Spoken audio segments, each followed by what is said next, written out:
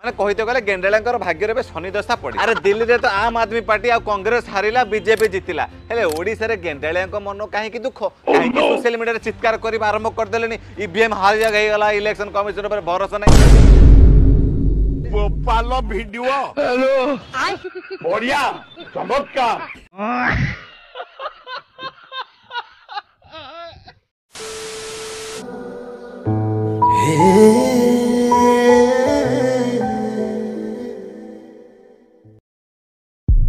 नमस्कार एवं जय जगन्नाथ सांग माने। तो सांग माने बर्तमान ओडिशा रे आलू रेट होची 7 टका।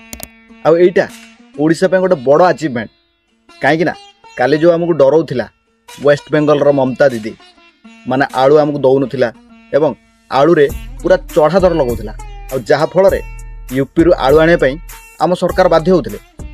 तो एथिपई आम सरकार को पछरे धन्यवाद देबी।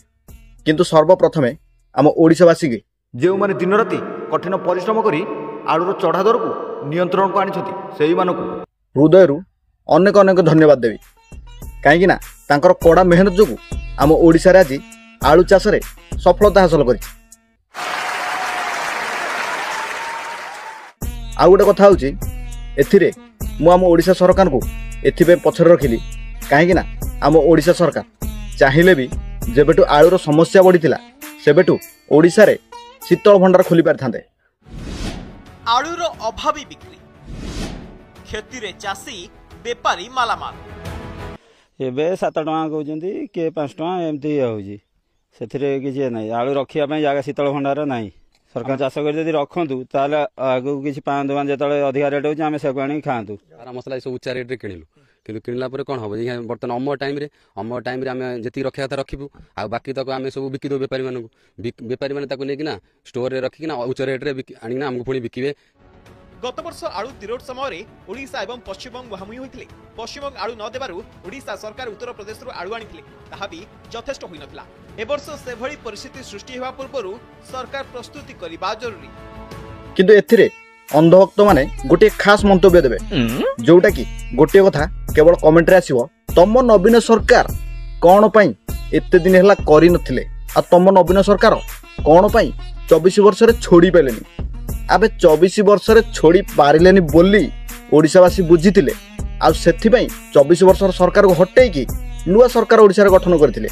किंतु जदि ओडिसा रे शीतल भंडार जेबेटू आलूर समस्या हले सेबेटू जदि शीतल भंडार खोला हुअंतानी ताहले एबे आलूर रेट 7 टंका रे जाई नथंता कि गोटे बेपारी चढ़ा दर रे मंजी किणी फसल उत्पादन हेला परे ताकू एते सस्ता रे मडै नथंता।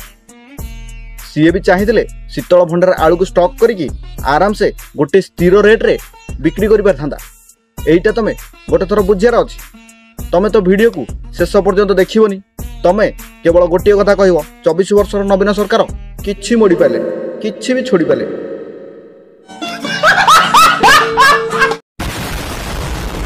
तो मोर एटी कहयार गोटे कारण होची ओडिसा रे फसल पई कृषि आग्रही हेबे किंतु जदि तांको पई सेतिकी सुविधा सेतिकी व्यवस्था करा जाए सेटा पुनी सठिक भाव रे ताहले गोटे ओडिया लोक कृषि काम करिकी आराम से तार भरण पोषण ओडिसा रे करि परिबो ना कि से दादन खटिया को जीवो ना ओडिसा रो एई भले परिस्थिति आसीबो। एई कथाटा को गोटे थर अंधभक्त ठीक भाव रे बुझ तापरे आसी कमेंट रे मोडी छोडी हेले किछि फायदा अछि। बात तो सही है। आ गोटे कथा होची ओडिसा रे एबे भी बीजेपी पाखरे बहुत समय अछि जोटा कि करथिबा काम रे लोक माने छी छी करूंती एबे मध्य लोक माने प्रशंसा करिया को बीजेपी पाखरे प्रबल समय अछि। माने देखिया गले मोटा मोटी भाव रे आहुरी 4 वर्ष अछि। एई 4 वर्ष भितरे बीजेपी चाहिले भी तार इज्जतटा को बैकअप करि परियो किंतु सेतिकी चाहिले हला।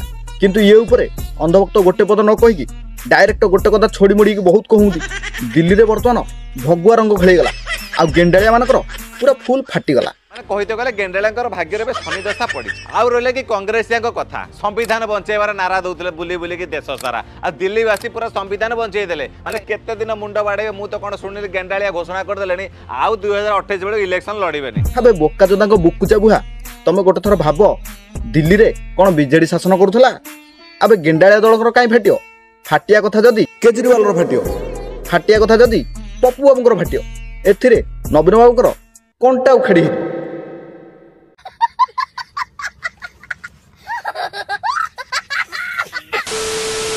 ତ ସାଙ୍ଗମାନେ ସେ ଯାହା ହେଉଛି ହଉ, ବର୍ତ୍ତମାନ ଓଡ଼ିଶାରେ ପରିବାର ରେଟ୍ଟା ପୁରା ଫୁଲ୍ ନିୟନ୍ତ୍ରଣରେ ଅଛି। ଆଉ ସେଥିପାଇଁ ଆମ ଓଡ଼ିଶା ସରକାରକୁ ଆମେ ହୃଦୟରୁ ଧନ୍ୟବାଦ ଜଣାଉଛୁ। ଆଉ ଏଇଭଳିଆ ଯଦି ନିୟନ୍ତ୍ରଣ ରହିବ ତାହେଲେ ମୁଁ ଆଗରୁ କହୁଥିଲି ଆଉ ଏବେ ମଧ୍ୟ କହୁଛି, ବିରୋଧୀ ଦଳ କୌଣସି ବି ଅପସନ୍ ପାଇବେ ନାହିଁ ଯେଉଁଟାକି ଆପଣମାନଙ୍କୁ ବିରୋଧ କରିବା ପାଇଁ। ଏଇ କଥାଟା ବୁଝିବା ଲୋକଙ୍କୁ ଇସାରା କାଫି। ଜୟ ଜଗନ୍ନାଥ।